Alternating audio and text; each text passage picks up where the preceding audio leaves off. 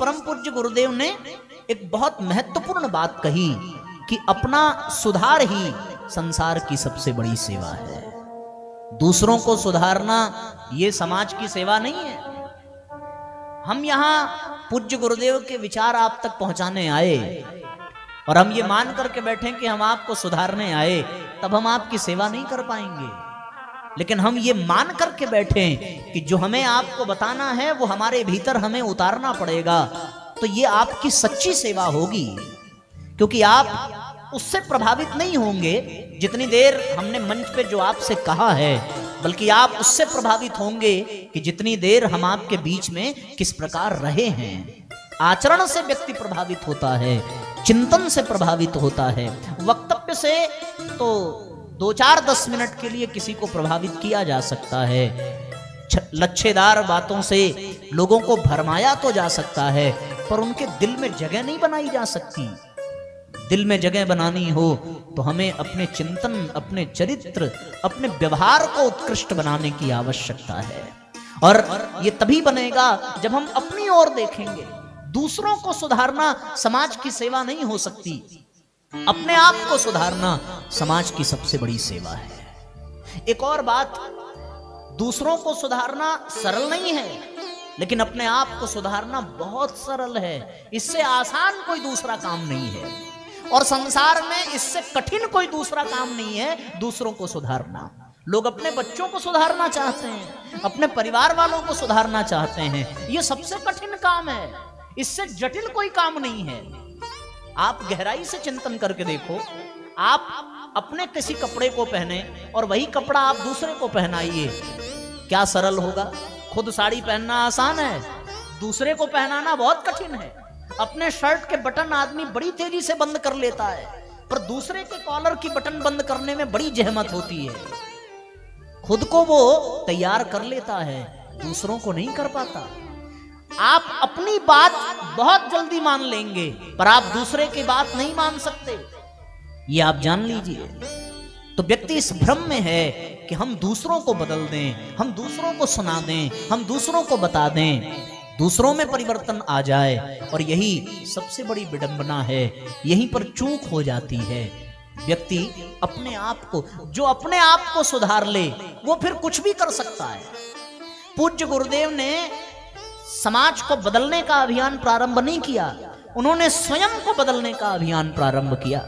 इसलिए उन्होंने एक उद्घोष दिया कि हम बदलेंगे तब युग बदलेगा।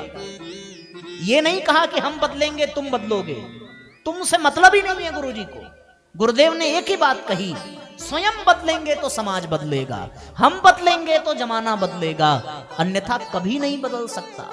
और हम बदले क्या, अपनी ओर झांकना, अपनी ओर देखना। हमें ये सत्संग में इसका अवसर मिलता है, अपनी ओर निहारना, अपने आप को जज करना, अपने आप की समीक्षा करना। व्यक्ति अपना सुधार कर ले। एक और बात, अपना सुधार करके भी आप दूसरे को नहीं सुधार सकते। एक मैं इसमें नई बात जोड़ता हूं कि क्योंकि आजकल समाज बहुत प्रबुद्ध हो गया है। आज अगर आप किसी अच्छे उदाहरण की चर्चा करें कि भाई मीराबाई ने ऐसा कर दिया था, सीता जी ने ऐसा कर दिया था, और माता कौशल्या ने ऐसा कर दिया था, तो एक ही जवाब आता है कि भैया सुनो, हम मनुष्य हैं, हम कोई देवी देवता नहीं है जो हम उनकी तरह हो जाएंगे, हम तो ऐसे हैं और ऐसे ही रहेंगे। तो आप अपने आप को बदल कर भी दूसरे को नहीं बदल सकते। अगर ये आसान होता तो परम पूज्य गुरुदेव शरीर छोड़ने से पहले अपने ही जैसा एक और बना करके चले जाते। उन्होंने अपने जैसा बनने की छूट दी है, अपने जैसा बनने का सूत्र दिया, पर वो अपने जैसा किसी को बना नहीं पाए। हो सकता है मेरी ये बात गलत हो, थोड़ी अजीब लगे, पर वास्तव में क्या परम पूज्य गुरुदेव ने एक और परम पूज्य गुरुदेव बनाया? क्या नहीं बना पाए, न बना सकते हैं। क्या शंकराचार्य जी दूसरा शंकराचार्य बना पाए? क्या स्वामी विवेकानंद दूसरे स्वामी विवेकानंद का निर्माण कर पाए? क्या उनके जैसा कोई हो नहीं सकता। या तो उनसे कम होगा या तो उनसे बेहतर होगा।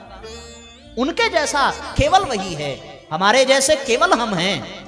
हम अपने आप को सुधार लें तो इसका अर्थ ये नहीं है कि हम दूसरों को भी सुधार दें। हाँ, एक बात ये निश्चित हो जाती है कि अगर हमने स्वयं को सुधार लिया तो 140 करोड़ में से एक व्यक्ति जरूर सुधर गया। तो जिस परिवार में वो है उस परिवार के सुधरने की संभावना बढ़ जाती है, क्योंकि जिन लोगों के बीच में जैसे लोग रहते हैं वैसा उनके ऊपर प्रभाव पड़ता है। परम पूज्य गुरुदेव ने स्वयं का श्रृंगार किया तो फिर उनका अनुसरण करके लाखों करोड़ों लोग बदलते चले गए। और अगर वो खुद को न बदल पाते और केवल लाखों करोड़ों को बदलने का अभियान चलाते तो कभी हो ना पाता। इसलिए साथियों, अपना सुधार करने की आवश्यकता है। आदमी भला बने, भला करे, ये महत्वपूर्ण नहीं है, उसको भला होना चाहिए। क्योंकि जो भला व्यक्ति है उससे कभी कोई बुराई नहीं हो सकती, पर जो भलाई करने वाला है वो बुरा भी हो सकता है, इसमें कोई दो राय नहीं है। इसे बहुत गंभीरता से समझने की आवश्यकता है।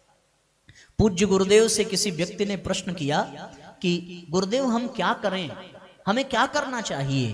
परम पूज्य गुरुदेव ने बड़ा प्यारा उत्तर दिया कि क्या करना चाहिए इस पर ध्यान मत दो, क्या बनना चाहिए इस पर ध्यान देने की आवश्यकता है। हम जैसे बनेंगे वैसे ही हम करेंगे और फिर वैसा ही होता चला जाएगा। अगर हम अच्छा करने की कोशिश करें तो अच्छा करने से हम अच्छे नहीं बन सकते। हाँ, अच्छे बन जाएं तो हमसे जो होगा वो अच्छा ही होगा, बुरा हो नहीं सकता। इसलिए अच्छे बनने की आवश्यकता है और अच्छे बनने के लिए अपने भीतर की बुराइयों को निकालने की आवश्यकता है। जो भलाई करता है वो आवश्यक नहीं कि वो अच्छा ही हो। किसी ने धर्मशाला बनवाई तो किसी ने हॉस्पिटल बनवाया, किसी ने मंदिर बनवाया। काम तो बहुत भलाई का है, मंदिर बना देना, धर्मशाला बना देना, प्याऊ लगवा देना, पर इसका अर्थ ये नहीं है कि ये करने से वो भला है। बहुत बड़े बड़े और बहुत बुरे बुरे लोग भी ये काम समाज के कल्याण के लिए कर रहे हैं, पर इससे वो भले बन जाएंगे ये संभव नहीं है। लेकिन हाँ, जो भले बन गए हैं वो भले कुछ न करे, वो किसी गुफा में एकांत में केवल बैठा रहे तो भी उससे समाज का कल्याण ही होगा, इसमें कोई दो राय नहीं है। क्योंकि वो भला है, वो गुफा में बैठकर भी समाज के हित का चिंतन करेगा, समाज के कल्याण की बात करेगा।